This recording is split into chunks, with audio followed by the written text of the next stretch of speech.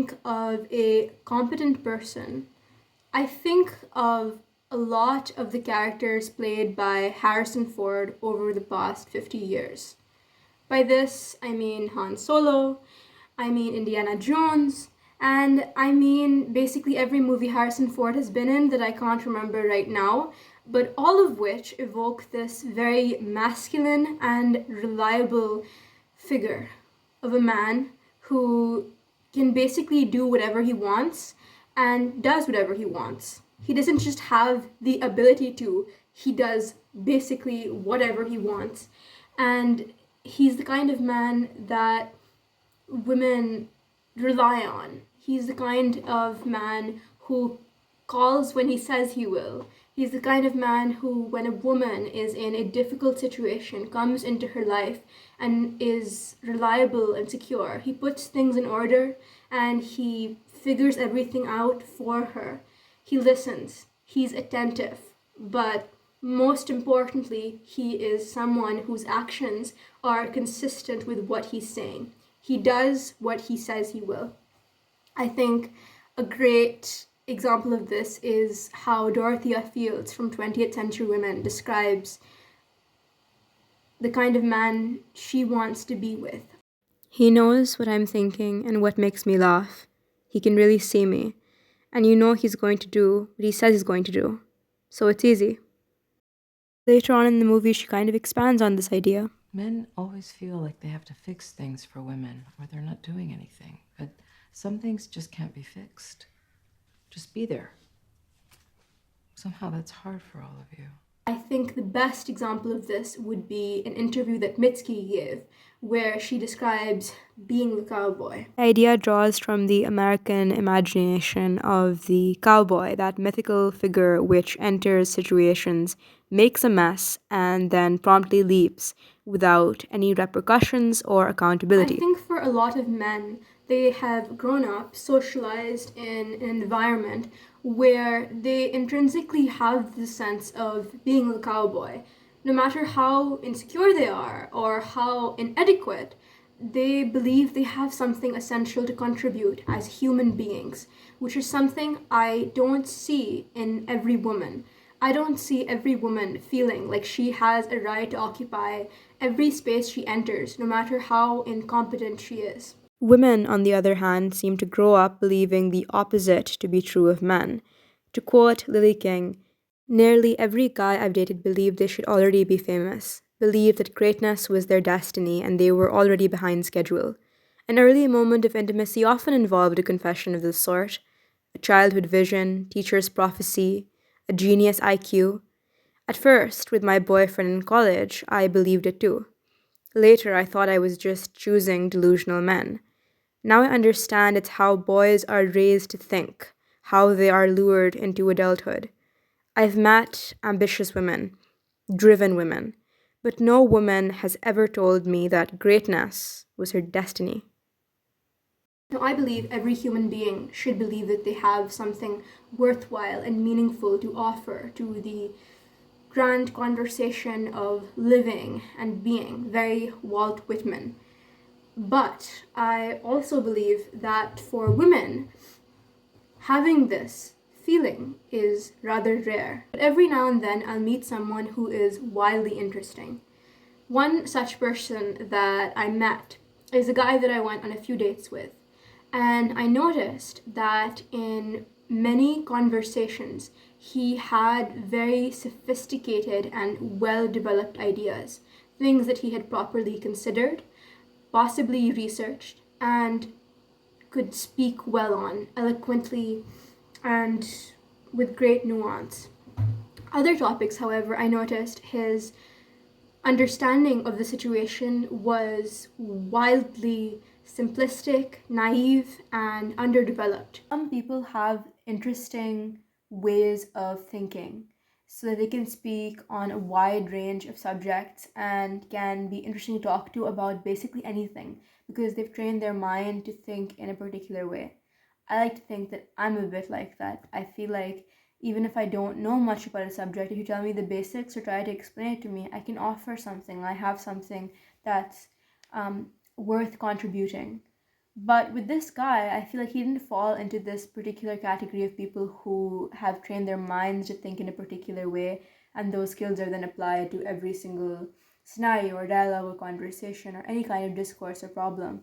No, I think this guy just had a very different way of thinking than I did. And I'm not sure what it was, if it was even a mode of thinking, or if he just had a lot of information on a few topics, a few like specializations, if you will. Regardless of what his expertise, though, was on the subject that he was talking about, I noticed that he carried with him a great deal of authority. As he spoke not posturing knowledge, but posturing a sense of belief in oneself, which I'm reluctant to label as confidence because it came across more like someone who believes that whatever comes out of their mouth is like meaningful, which is something I think a lot of women could benefit from applying to their lives. I feel like a lot of women have certain things they can contribute to, like the workplace when they're brainstorming ideas or in conversations in the classroom with a professor. They have things that are worth saying, but because the filter in the woman's mind seems to just be filled with like so much self-awareness, she prevents herself from speaking. A lot of women, when I say she, of course I'm referring to a kind of every woman figure, and it is not intrinsic. I think it's a product of socialization. But I do think that there is something very liberating about believing that when you open your mouth, whatever comes out is going to be interesting and important, and people should hear it, even if there's no objective reason why anyone should. Certain moments in life when you feel, to quote Moby Dick, growing grim about the mouth, whenever it is a damp, drizzly November inside my soul. It is during these moments that it is most important to try your hand at being a hero. When I watched Avatar The Last Airbender, one episode in particular that had a great impact on me was the episode where Aang masters the Avatar state. And in order to do this, it requires that he let go of things in order to achieve full actualization. And he's hesitant to let go of these things. He thinks, what is the point of being in the Avatar state if he has to let go of the person that he loves? And I think that there are certain things that kind of bind us to this earth in a sense, things like people and status and achievement. And some people will spend their whole lives like chasing after a particular person or opportunity because they feel that that's where they'll find true contentment. And as someone who has both had a lot of these dreams come true and a lot of them not come true, I've found that those things don't really make us happy, and the true happiness has a different source entirely than what we've come to expect. Pleasure can come from people, pleasure can also come from watching your favorite TV show or eating fish and chips. But true happiness and contentment, the kind that Tolstoy spoke of more than Dostoevsky, in my opinion, was the kind of happiness that derives from a sense of ease with one's self, where one does not constantly escape into the arms of other people so they don't have to look themselves in the eye. My favorite songs of all time is Not by Adrienne Lenker. And in this song, she sort of names what something is, defines it by what it is not. What this it is to me life, living, the business of living, and what life is not about. When reading up on this song, one Reddit post from like 5 years ago I found particularly interesting because it introduced me to the idea of via negativa and went as follows.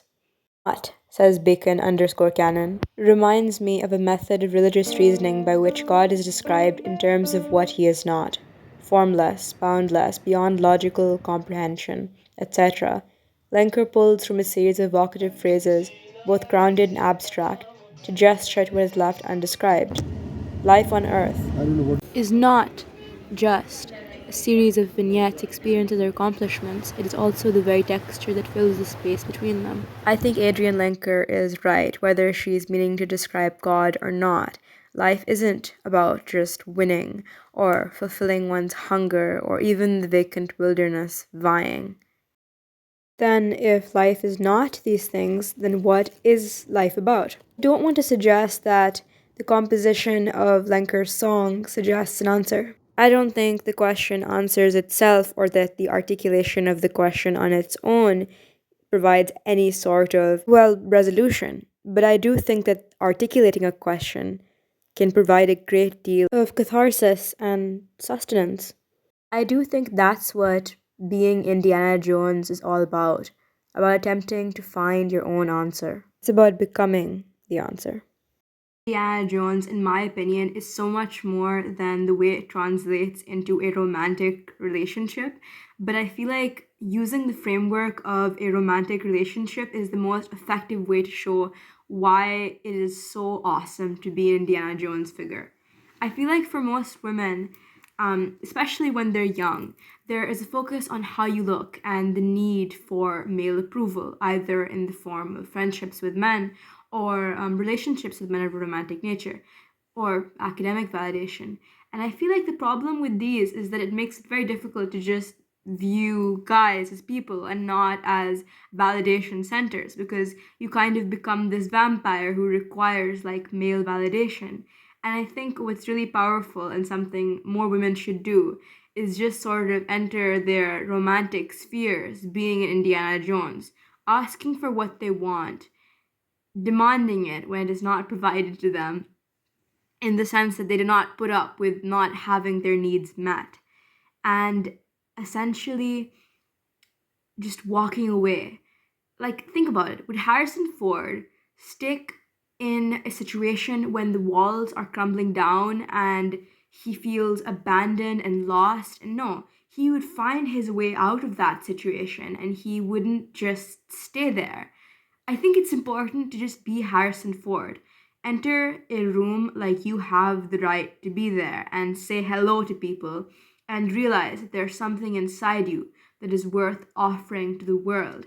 And enter each conversation to absorb and to contribute, but to know that perhaps you might get nothing out of this conversation and you'll still walk away with all of your cards. I don't know about you, but I sometimes feel like in particular situations, I've shown my cards to people. I've shown them, and now, like, nothing can undo that. I've shown them my vulnerability by texting or by asking them for their Instagram, let's say.